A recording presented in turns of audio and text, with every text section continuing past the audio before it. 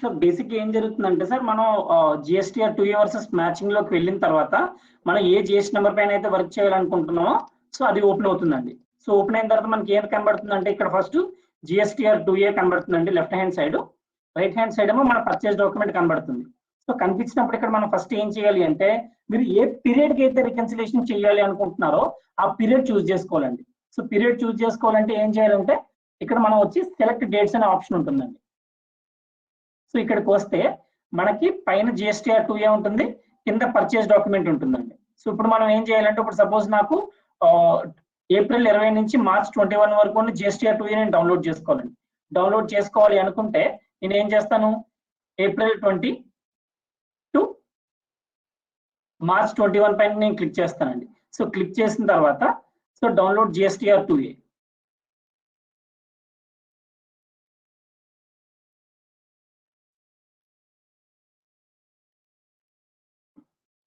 ఇప్పుడు మనకి ఇది వస్తుందండి. ఇది వచ్చిన తర్వాత ఏం చేయాలంటే, సో మనం ఏ ఫైనాన్షియల్ ఇయర్ కి అయితే డౌన్లోడ్ చేసుకుంటున్నామో ఆ ఫైనాన్షియల్ ఇయర్ చూస్ చేసుకుని download data from GSTN. So ఇక్కడ క్లిక్ చేయగానే మనకి government portal user name password అడుగుతుందండి.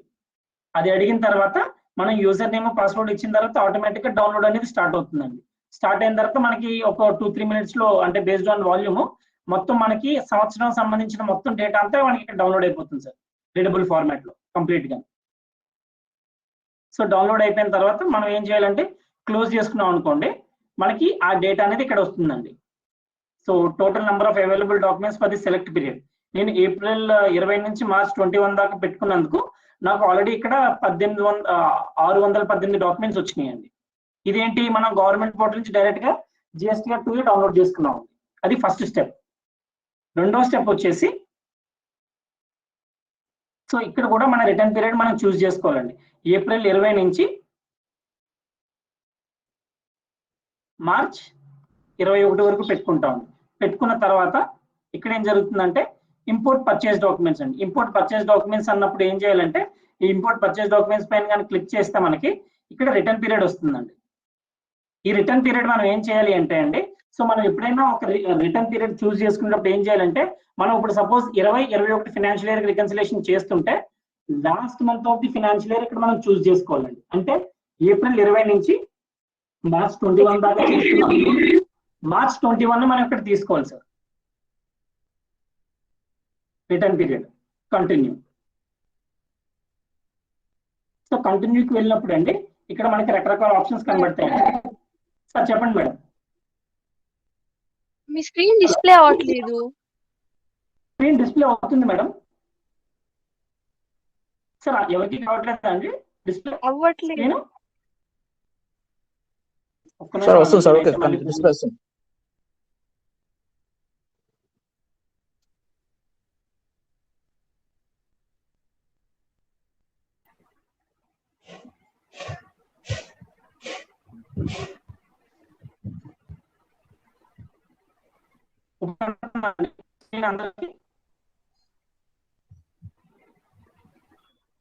Swathi madam,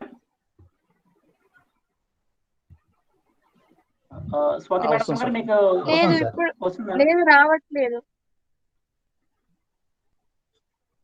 madam. మీరు నా స్క్రీన్ పైన మీరు క్లిక్ చేయాలి మేడం. నాకు తెలిసి మీ స్క్రీన్ పైన క్లిక్ చేయాలి. ఆల్రెడీ క్లిక్ చేసాము. మనీంద్ర ఈస్ ప్రెజెంటింగ్ అని వస్తుంది. ఓన్లీ మీ మెయిల్ ఐడి మాత్రమే కనిపిస్తుంది. స్క్రీన్ డిస్ప్లే అవ్వట్లేదు. ఇప్పుడండి, ఇప్పుడు కూడా అలానే ఉంది.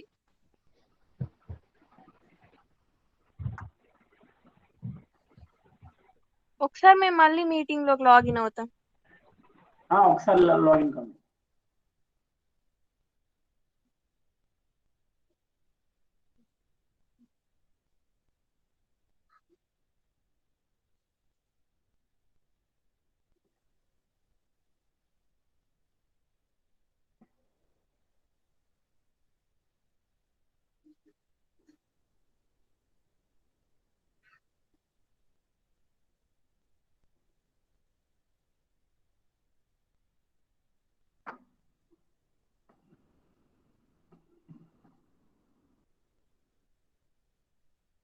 సార్ ఇప్పుడు బేసిక్ ఏం జరుగుతుందంటే అండి, మనకి ఇక్కడ 4 ఆప్షన్స్ కనబడతాయండి.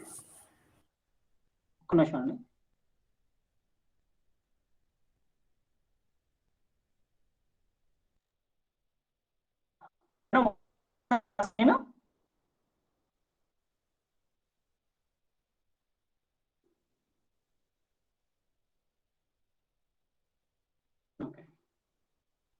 సో సార్ మనకి ఎగ్జిస్టింగ్ క్లయింట్ కనుక టాలీ కనుక వాడుతూ ఉంటే మనం సింపుల్ గా ఏం చేయాలంటే గేట్వే ఆఫ్ టాలీ ఓపెన్ చేసి పెట్టుకోవాలి. మనం ఏ జిఎస్టీ నెంబర్ పైన అయితే వర్క్ చేస్తున్నామో ఆ జిఎస్టీ నెంబర్ యొక్క గేట్వే ఆఫ్ టాలీ ఓపెన్ చేసి పెట్టుకుంటే గేటాక్స్ ఆటోమేటిక్ గా ఆ సెలెక్ట్ పీరియడ్ కి డేటా పిక్ చేసుకుంటున్నది. అది ఫస్ట్ పాయింట్. రెండవది వచ్చేసి లేదంటే మా క్లయింట్ టాలీ వాడట్లేదు, అతను బిజీ గానీ మార్క్ గానీ వాడుతున్నాడు అంటే బిజీ గానీ మార్క్ గానీ మనకి గవర్నమెంట్ ఫార్మాట్ లోనే ఎక్సెల్ డేటా ఇస్తుందండి. ఆ ఎక్సెల్ డేటా ఇచ్చినప్పుడు మనం దాన్ని డైరెక్ట్ గా తీసుకొచ్చి ఇక్కడ గవర్నమెంట్ ఎక్సెల్ ఫైల్లో పెడితే ఆ డేటా అనేది మనకి క్లియర్ ట్యాక్స్ ప్రాసెస్ చేస్తుందండి. అది రెండో పద్ధతి. మూడోది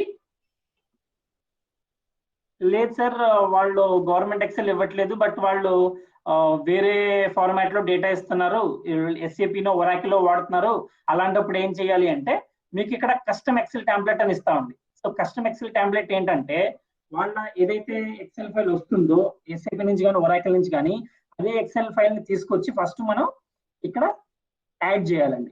యాడ్ చేసిన తర్వాత మనం వన్ టైం మ్యాపింగ్ అనేది ఉంటుంది అనమాట. అంటే ఏంటి, ఇప్పుడు మీ ఎక్సెల్ ఫైల్లో ఏదైతే డేటా ఉందో దాన్ని క్లియర్ ట్యాక్స్ ఫార్మాట్ మీరు మ్యాపింగ్ చేసుకుంటారండి.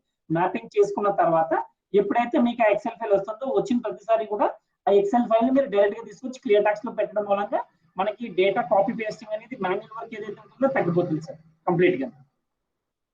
సో ఓకే, ఇప్పుడు ఇది బాగానే ఉంది సార్. మొత్తం మేము డేటాని క్లియర్ ట్యాక్స్ లో తీసుకొచ్చాను సార్. తీసుకొచ్చిన తర్వాత నెక్స్ట్ ఏంటి?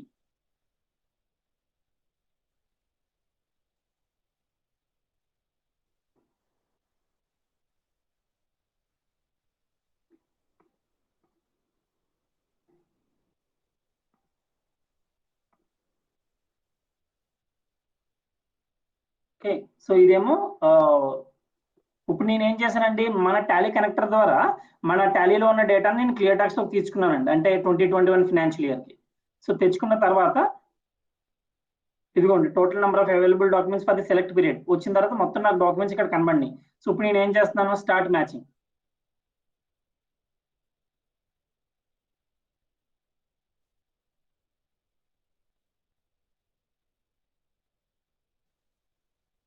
ఓకే, సో ఇప్పుడు మొత్తం రికన్సిలేషన్ అయిపోయిందండి.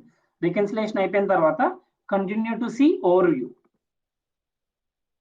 అంటే మనకి ఇందులో ఏది మ్యాచ్ అయింది ఏది మ్యాచ్ కాలేదు అనేది మనకి కంప్లీట్ డేటా ఇక్కడ వస్తుందండి. సో ఇక్కడికి వచ్చిన తర్వాత మనకి ఇంకా డీటెయిల్స్ లో వెళ్ళాలి అంటే వ్యూ రిజల్ట్స్ ఇన్ డీటెయిల్స్ అండి. సో ఇందులో కనుక వెళ్తే మనకి మొత్తం డీటెయిల్డ్ గా డేటా కనబడుతుంది అనమాట. So as per GSTR 2A మన దగ్గర మొత్తం 791 డాక్యుమెంట్స్ ఉన్నాయండి. సో దానికి నిమిత్తం మనకు వచ్చిన ఇన్పుట్ 22,17,000 అండి. కానీ మన పర్చేజ్ ప్రకారం అంటే మన టాలీ ప్రకారం లేకపోతే మన బుక్స్ ప్రకారం మన దగ్గర పర్చేజ్ ఎంట్రీస్ మొత్తం 1322 అండి. సో దానికి నిమిత్తం మనం తీసుకున్న ఇన్పుట్ 39,17,000. అంటే డిఫరెన్స్ అమౌంట్ ఎంత అండి, 16,99,000 రూపాయలు మనం ఎక్సెస్ ఇన్పుట్ తీసుకున్నట్టు ఇక్కడ చూపిస్తుంది అన్నమాట. సో ఇప్పుడు దీన్ని మనం ఏమైనా ఐడెంటిఫై చేయాలంటే ఇందులో మనకి ఎవరు ఇన్పుట్ ఇచ్చారు ఎవరు ఇన్పుట్ ఇవ్వలేదు, మనం ఏదైనా మిస్ చేసామా అని కంప్లీట్ సెట్ ఆఫ్ ఫైల్ దగ్గరికి మనం వెళ్ళాలండి. వెళ్ళాలి అంటే మనం ఏం చేయాలంటే ఇక్కడ మనకి ఫిల్టర్స్ కనబడతాయండి, సప్లయర్ వ్యూ, డాక్యుమెంట్ వ్యూ అని. సో ఇక్కడ డాక్యుమెంట్ వ్యూ పైకి వెళ్ళాలండి. సో డాక్యుమెంట్ వ్యూకి వెళ్ళినప్పుడు ఏం జరుగుతుంది అంటే మనకి ఇన్వాయిస్ లెవెల్లో మనకి ఎవరెవరైతే ఇన్పుట్ ఇవ్వలేదో వాళ్ళందరి ఇన్వాయిస్ లో కూడా మనకి ఇక్కడ కనబడతాయి అనమాట.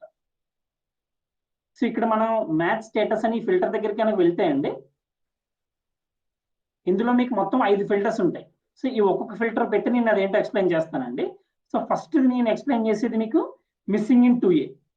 సో మిస్సింగ్ ఇన్ 2A ఏంటంటే ఎవరైతే వెండర్స్ మనకి ఇన్పుట్ ఇవ్వలేదో వీళ్ళందరి డేటా మనకి ఇక్కడ వస్తుందండి. మిస్సింగ్ ఇన్ 2A అంటే సో ఇప్పుడు ఒకసారి చూడండి సార్, జిఎస్టీఆర్ 2A ప్రకారం మొత్తం 531 డాక్యుమెంట్స్ అంటే మన పర్చేస్ డాక్యుమెంట్స్ లో 531 డాక్యుమెంట్స్. దీనికి మనకి ఇన్పుట్ రాలేదండి. ఇన్పుట్ వాల్యూ ఎంత అండి, 16,99,000 అండి. అంటే ఇప్పుడు ఈ వెండర్స్ ఎవరు ఈ 531 ఇన్వాయిస్లు ఏదైతే ఉన్నాయో వీళ్ళ ఈ ఇన్వాయిస్లు అన్ని కూడా గవర్నమెంట్ పోర్టల్లో రెప్లికేట్ కాలేదండి. ఇప్పుడు దీన్ని మనం 2 రకాలుగా వాళ్ళకి చెప్పొచ్చు అండి. ఒకటి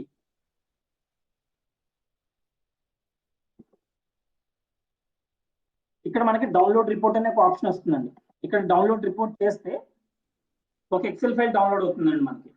అంటే ఏ వెండర్స్ మనకి ఇన్పుట్ ఇవ్వలేదో వాళ్ళందరి లిస్ట్ మనకు వచ్చేస్తుంది అనమాట ఒక సింగిల్ షాట్ లో. ఓకే, డౌన్లోడ్ అయిందండి, ఓపెన్ చేశాను.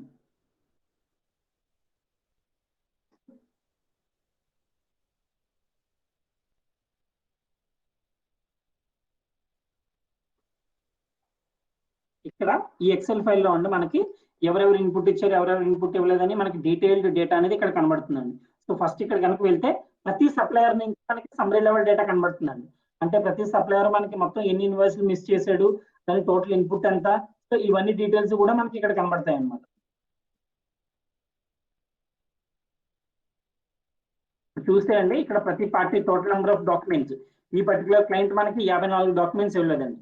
సో డాక్యుమెంట్స్ గాను ట్యాక్స్ డిఫరెన్స్ ఎంత అండి, 1,19,190 రూపాయలు మనకి ఈ పర్టికులర్ క్లయింట్ ఇన్పుట్ ఇవ్వలేదండి. Mahesh hardware and pipes private limited. So ఇప్పుడు అంటే 54 ఇన్వాయిస్లు అన్నారు. ఇప్పుడు నాకు 54 ఇన్వాయిస్లు ఏవి ఎక్కడ ఉన్నాయి అంటే మీరు నెక్స్ట్ స్టెప్కి వెళ్ళాలి, నెక్స్ట్ పేజ్కి వెళ్ళాలండి. B2B and CDN documents. So ఇదేంటంటే మొత్తం సెట్ ఆఫ్ డాక్యుమెంట్స్ ఏదైతే మనకి ఇక్కడ మిస్ చేశారో మనం ఇక్కడ కావాలంటే పార్టీ వైజ్ మనం తీసుకోవచ్చు. నేను ఏం చేస్తానంటే ఇప్పుడు ఆల్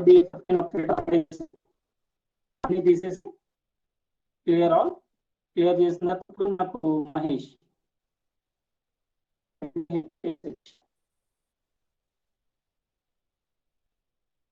ఓకే.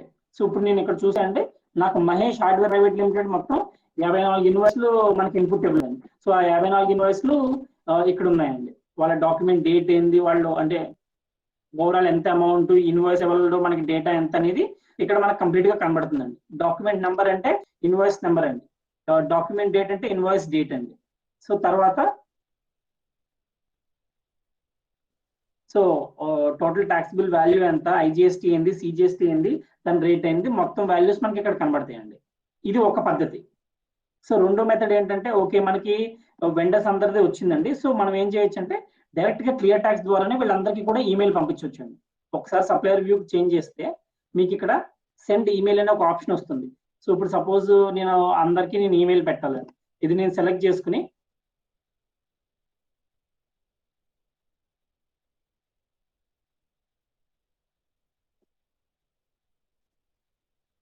Send email. ఈ సెండ్ ఈమెయిల్ ఏంటంటే అండి మనకి ఇప్పుడు సపోజ్ మనం మొత్తం మన దగ్గర ఉన్న క్లయింట్స్ మన వెండర్స్ అందరికీ కూడా మనం మెయిల్ పెట్టాలనుకున్నాం అనుకోండి, మిస్సింగ్ విత్ సప్లయర్ అంటే మనకి ఎవరెవరు ఇన్పుట్ ఇవ్వలేదో వాళ్ళందరి డేటా మాత్రమే మన వెండర్స్ కి వెళ్ళాలి అంటే అండి డైరెక్ట్ గా ఇక్కడ నుంచి డైరెక్ట్ గా అందరికీ మనం ఈమెయిల్ పంపించేయచ్చు అనమాట, కంప్లీట్ గా ఏ ఇబ్బంది లేకుండా. సో మొత్తం 2 మెథడ్స్, ఒకటి ఎక్సెల్ ఫైల్లో మీకు డైరెక్ట్ గా రిపోర్ట్ తీసుకుని మీ దగ్గర పెట్టుకోవడం, రెండోది డైరెక్ట్ గా ఇక్కడ నుంచే క్లియర్ ట్యాక్స్ నుంచే వాళ్ళకి ఈమెయిల్ పంపించడం అండి. అంటే ఇప్పుడు మనకి ఎవరైతే వెండర్స్ ఇన్పుట్ ఇవ్వలేదో వాళ్ళకి చెప్పాలి కదా, భయ్య నువ్వు నాకు ఇవ్వలేదు, నువ్వు ఫైల్ చేయకపోతే మా క్లయింట్కి లాస్ అని ఐదర్ మీరు మీ క్లయింట్కి చెప్పాలండి, లేకపోతే వెండర్ కన్నా చెప్పాలి. సో ఐదర్ మీరు క్లయింట్కి చెప్పి వెండర్తో చెప్పించడం, లేకపోతే మీరే డైరెక్ట్ గా వెండర్కి కమ్యూనికేట్ చేయడం. సో రెండిట్లో ఏదో ఒకటి చేయాలండి. సో ఆ 2 ఆప్షన్లో మనకి క్లియర్ ట్యాక్స్లు ఉన్నాయన్నమాట.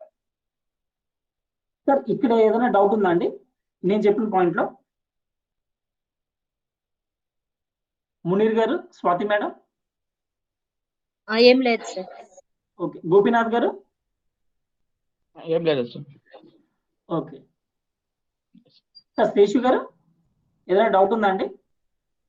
Okay sir. ఇది ఎందుకు నేను పర్టికులర్ గా చెప్తున్నానంటే ఇప్పుడు కనుక మనకి డెడ్ లైన్ అండి, ఇప్పుడు 2021 ఫైనాన్షియల్ ఇయర్ కి డెడ్ లైన్ వచ్చేసి సెప్టెంబర్ 21 అండి. అంటే సెప్టెంబర్ 21 లోపు మనకి ఎవరైతే లాస్ట్ ఇయర్ ఫైనాన్షియల్ ఇయర్ కి మనకి ఇన్పుట్ ఇవ్వలేదో వాళ్ళందరితో మనం ఇన్పుట్ ఇప్పించుకోవాలండి. ఒకవేళ ఇన్పుట్ ఇప్పించుకోకపోతే మన క్లయింట్ కానీ మనకు కానీ అది డైరెక్ట్ గా లాస్ అనమాట, అవుట్ రేట్. మనం దాన్ని గవర్నమెంట్ కి రివర్స్ చేయాల్సి ఉంటుంది.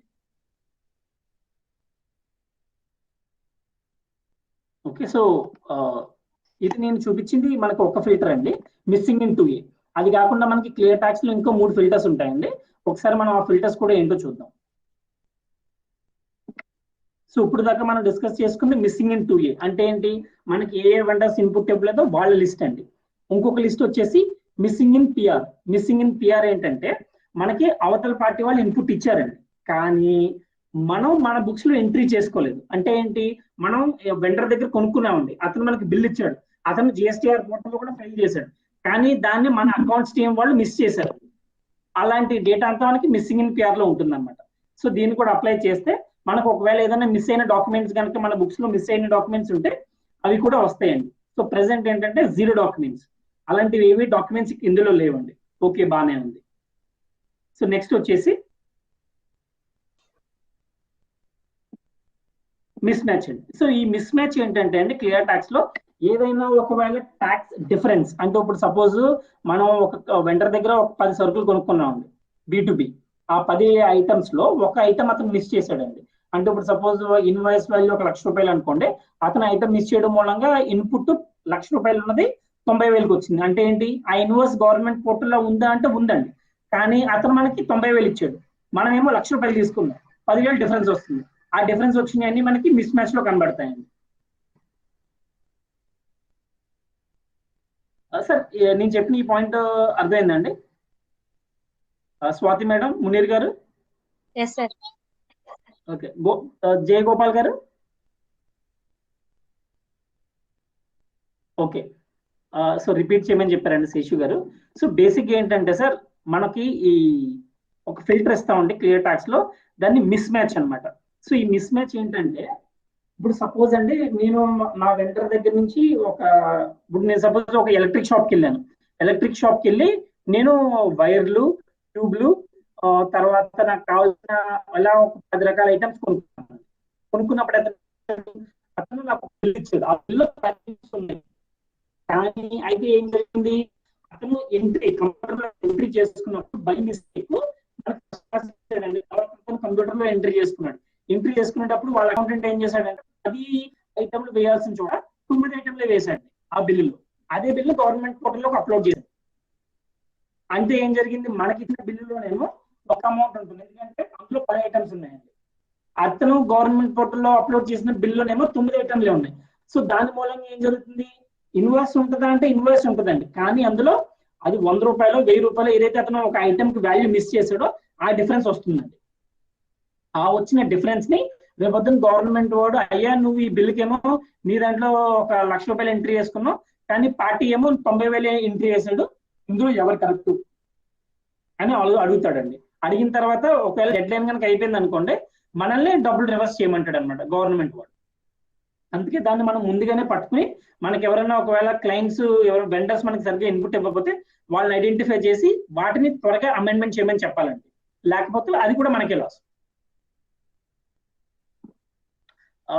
సార్ ఇది క్లారిటీ అయిందా సార్? మళ్ళీ ఇంకోసారి రిపీట్ చేయమంటారు? ఓకే, సార్ గోపీనాథ్ గారు ఏమైనా డౌట్ ఉందా అండి నేను చెప్పిన పాయింట్ లో? Cool, doubt. సో ఇదండి. సో ఇది అయిన తర్వాత నెక్స్ట్ సజెస్టెడ్ మ్యాచెస్. ఈ సజెస్టెడ్ మ్యాచెస్ ఏంటంటే అండి, మోర్ ఆర్ లైక్ మనం ఇప్పుడు మన దాంట్లో ఇన్వాయిస్ నెంబర్, ఇన్వాయిస్ డేటా కొంచెం అక్కడక్కడ తేడాగా వేసుకుంటాం. సో వేసుకున్నవి క్లియర్ ట్యాక్స్ ఐడెంటిఫై చేసి, అయ్యే రెండు ఇంచుమించు సేమ్ ఇన్వాయిస్ అంటే మీరు పెద్దగా ఏం చేయాల్సిన పని లేదు, మీరు దాన్ని వదిలిపెట్టచ్చు అని చెప్తున్నారు అనమాట. చిన్న ఎగ్జాంపుల్ చెప్తున్నాను చూడండి. మనం as per GSTR 2A invoice number వచ్చేసి BCC/1920/4217 ఉందండి. కానీ మన బుక్స్ లో మనం ఏం ఎంట్రీ చేసుకున్నాం అంటే, ఈ BCC/1920 వదిలిపెట్టి ఓన్లీ 4217 వేసుకున్నామండి. ఇప్పుడు మీరు మాన్యువల్ గా చెక్ చేసుకుంటే ఇవి మీకు మిస్ మ్యాచ్ లో వస్తుంది. కానీ క్లియర్ ట్యాక్స్ మా దగ్గర అడ్వాన్స్ అల్గారిథం యూజ్ చేసి ఈ రెండు సేమ్ ఇన్వాయిస్ అయ్యి ఉండొచ్చు, ఒకసారి దయచేసి చెక్ చేసుకోండి అని నేను చెప్తున్నాం అనమాట. సో దీన్ని మేము 2 రకాలుగా అంటాం. ఒకటి సజెస్టెడ్ మ్యాచెస్ అని అంటాం అండి, లేకపోతే ప్రాబబుల్ మ్యాచ్ అని అంటాం. అంటే 100కి 99% క్లియర్ ట్యాక్స్ మీకు ఆటోమేటిక్ గా రికన్సిల్ చేసి ఇచ్చేస్తుంది అనమాట, ఇలాంటి ఇన్వాయిస్ డేట్ కానీ నెంబర్ కానీ మిస్ మ్యాచ్ ఉంటే. సో దీన్ని సజెస్టెడ్ మ్యాచ్ లోకి వస్తుందండి, అంతే.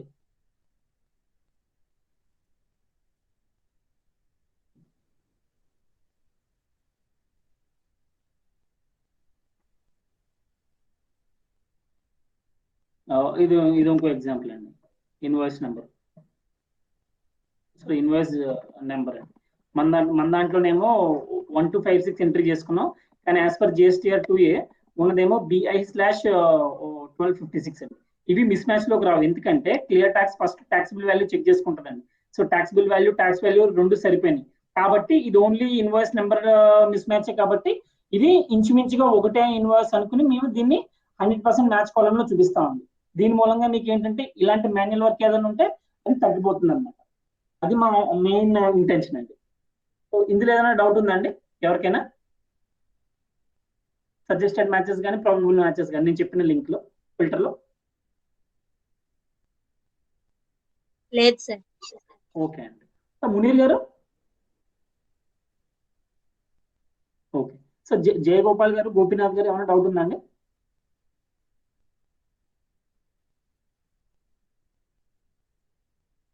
Okay sir, super.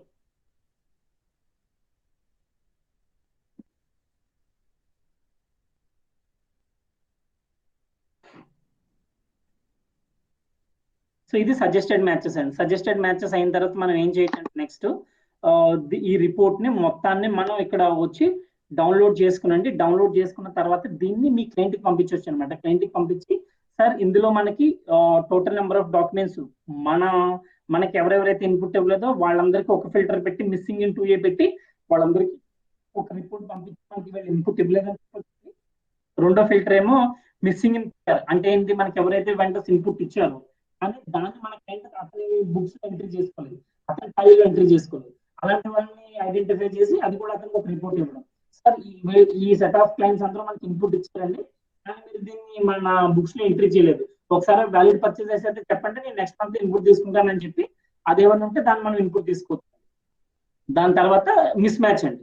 So miss match లో మనకి ఎవరైతే ఇన్పుట్ ఇచ్చారో ఎవరైతే ఇన్పుట్ ఇవ్వలేదో సో వాళ్ళని ఐడెంటిఫై చేయడం అనేది కాన్సెప్ట్ అండి. సో అది GSTR 2A వర్సెస్ పర్చేజ్. ఇప్పుడు 2B వర్సెస్ పర్చేజ్ కూడా సేమ్ ఉంటుందండి ఆల్మోస్ట్.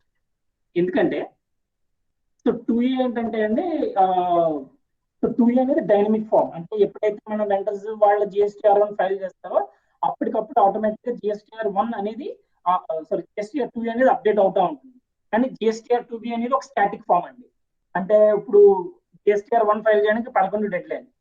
సో 11వ తారీఖు డెడ్ లైన్ అయిపోయిన వెంటనే నెక్స్ట్ డే మార్నింగ్ 10:30 ఒక కట్ ఆఫ్ డేట్ పెట్టుకుంటాడండి. పెట్టుకుని ఈ లోపల ఎవరైతే మనకి ఇన్పుట్ ఇచ్చారో వాళ్ళందరినీ క్యాలిక్యులేట్ చేసి GSTR 2B ఒక ఇన్పుట్ ఇస్తాడండి. సో దేర్ ఫోర్ అదేంటంటే ఇట్స్ మోర్ ఆర్ లైక్ మన కన్వీనియంట్ గురించి అనమాట. ఇప్పుడు GSTR 2 అనేది ఎప్పుడు మారుతూ ఉంటుంది.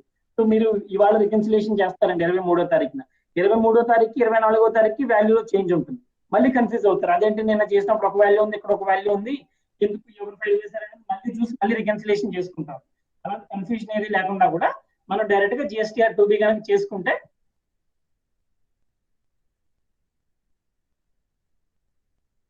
మనకి మంత్లీ వైజ్ కానీ క్వార్టర్లీ వైజ్ కానీ మీకు ఏ పీరియడ్ లో రికన్సిలేషన్ చేసుకోవాలి అనుకుంటే ఆ పీరియడ్ మనం ఇక్కడ సెలెక్ట్ చేసుకుని మనం కంప్లీట్ రికన్సిలేషన్ అనేది చేసుకోవచ్చు అండి. ఇంకొకటి నేను మళ్ళీ చెప్తాను సార్ అందరికీ, మనకి క్లియర్ ట్యాక్స్ లో రికన్సిలేషన్ అనేది మనకి ఎలా కావాలంటే అలా చేసుకోవచ్చు అండి. మీకు మంత్లీ కావాలంటే మంత్లీ చేసుకోవచ్చు, క్వార్టర్లీ కావాలంటే క్వార్టర్లీ చేసుకోవచ్చు, లేదంటే నాకు సంవత్సరం మొత్తానికి నేను రికన్సిలేషన్ చేసుకోవాలి అనుకుంటే కూడా మీరు సంవత్సరం మొత్తానికి రికన్సిలేషన్ చేసుకోవచ్చు అనమాట. మన రిక్వైర్మెంట్ ఎలా ఉంటే అలా ఉంటుందండి.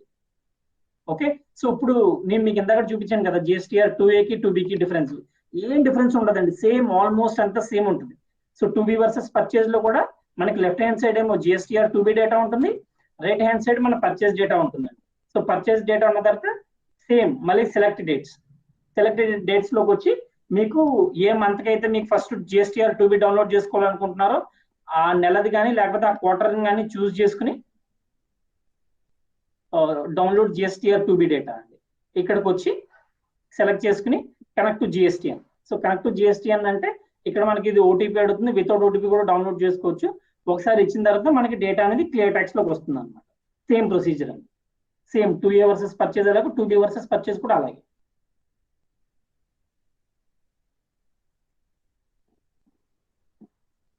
సార్ ఇక్కడ ఏదైనా డౌట్ ఉందా అండి? గోపీనాథ్ గారు?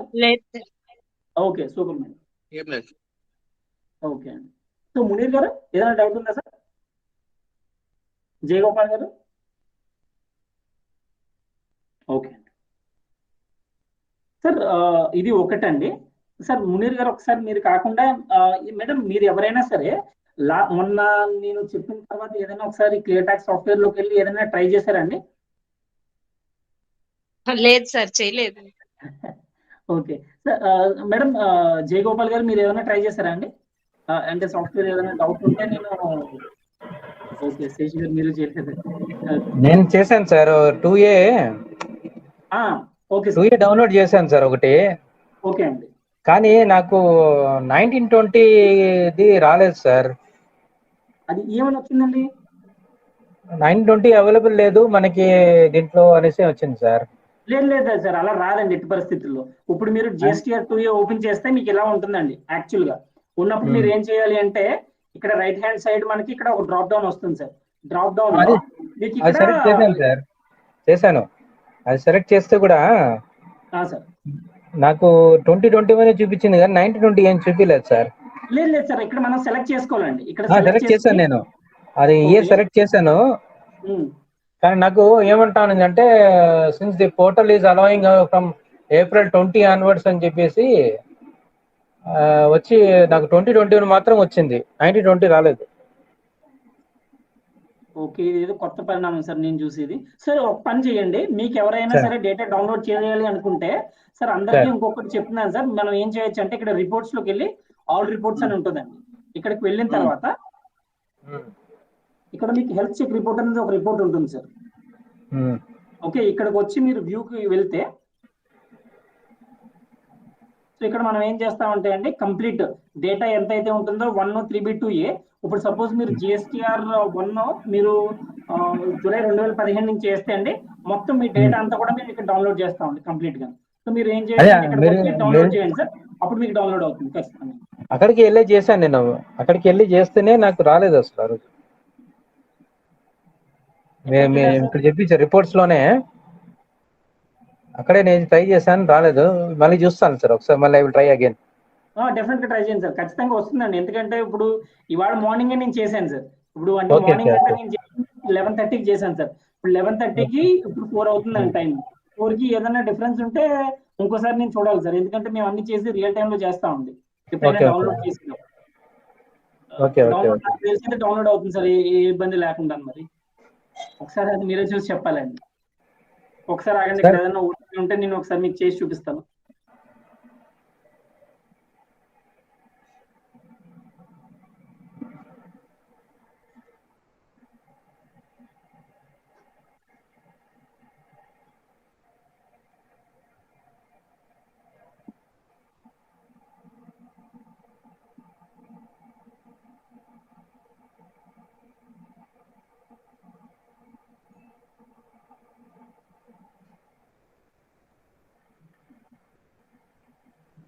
ఓకే, ఇప్పుడు SFS Magnum నుంచి private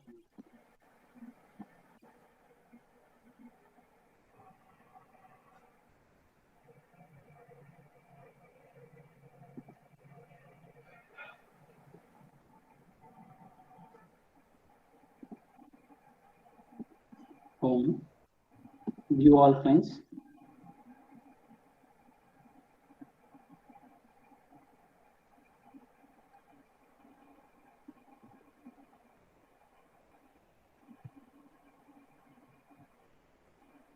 Reports, all reports, health check report,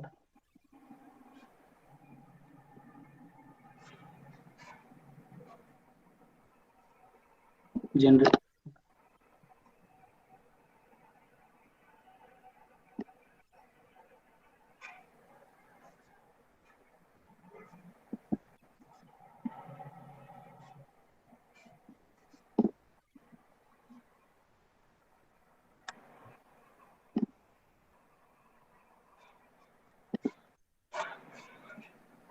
ఇదిగోండి సార్, డౌన్లోడ్ అవుతుంది కదా data. Download GSTR 2 data reports లో సార్. అంతే అండి, రిపోర్ట్స్ లోనే. రిపోర్ట్స్ లో ఫస్ట్ ఆప్షన్ సార్. ఇదిగోండి ఇప్పుడు నేను ఇచ్చాను చూడండి సార్ డేటా. సార్ ఒకసారి రిపోర్ట్స్ సార్, ఒకసారి రిపోర్ట్స్ చెప్పండి. రిపోర్ట్స్ లో అంతే, రిపోర్ట్స్ లో మీరు ఎక్కడికి వెళ్ళినా డేటా వస్తుందండి ఇది. Okay okay. నేను ఇక్కడ ఇంకోటి చూడండి సార్, పక్కన మిస్ మ్యాచ్ అని ఒకటి పక్కన ఉంచండి సార్. మిస్ మ్యాచ్ ఎక్కడ సార్? ఇప్పుడు నాకు ఇక్కడ ఈ కాదు. పేజ్ లో మీకు మిస్ మ్యాచ్ ఎక్కడ వచ్చింది సార్? ఇక్కడ కాదు నేను చెప్పేది, మీరు పైన ఆప్షన్స్కి వెళ్ళారు కదా. అవును సార్. ఇప్పుడు నేను ఏం చేశానండి? ఓకే, ఇప్పుడు ఎక్కడ మిస్ మ్యాచ్ ఎక్కడ ఉంది సార్? ఇక్కడ ఒకటి ఉంచండి పక్కన మిస్ మ్యాచ్ అనేది.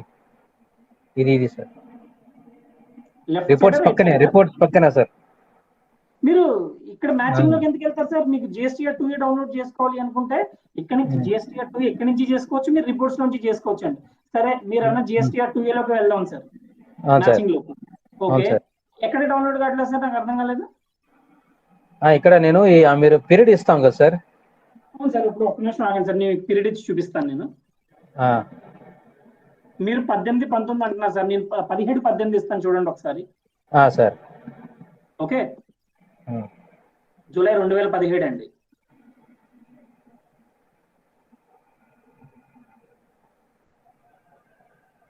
March 18. Okay, download GSTR 2 data.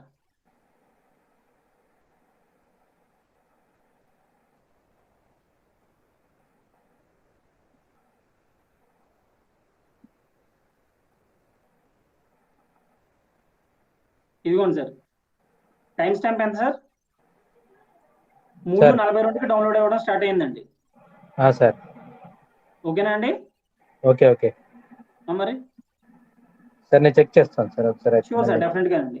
ఆ డేటా అనేది ఖచ్చితంగా డౌన్లోడ్ అవుతుంది సార్, డౌన్లోడ్ అవ్వడానికి ఛాన్సే లేదు. ఓకే